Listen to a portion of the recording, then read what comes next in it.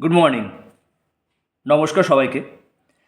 আপনারা যারা যারা আমার ফেসবুকে আছেন তারা সকলেই জানেন আমি সাধারণত খুব একটা ব্লগ বানাতে পছন্দ করি না বা ব্লগ বানাইও না, দরকার পড়েনি।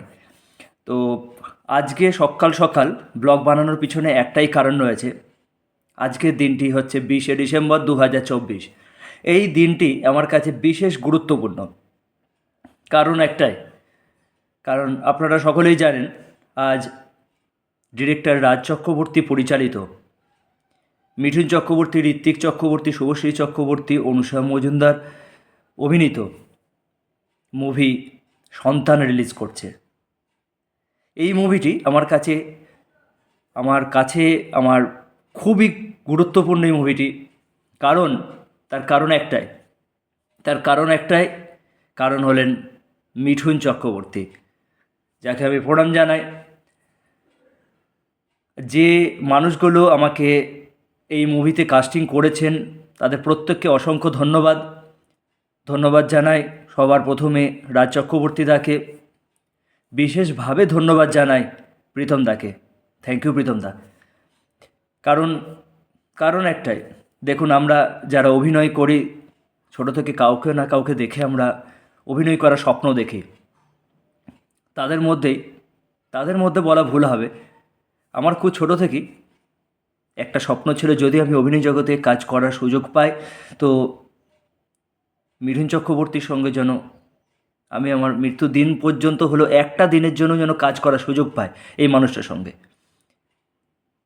তো আজকে কথাটা বলতে বলতে আমার গলাটা ধরে আসছে, আপনারা নিশ্চয়ই বুঝতে পারছেন। কারণ এই মানুষটার সঙ্গে শুধুমাত্র একটা মুভিতে না, এই মানুষটার সঙ্গে ফেস টু ফেস অভিনয় করার সঙ্গে মানুষটাকে চাক্ষুষ দেখা, সেই মানুষটা আমার সঙ্গে কিছু কথা বলা, সেই মানুষটার সঙ্গে আমার কিছু কথা বলা, তো এইটা আমার কাছে খুব গুরুত্বপূর্ণ।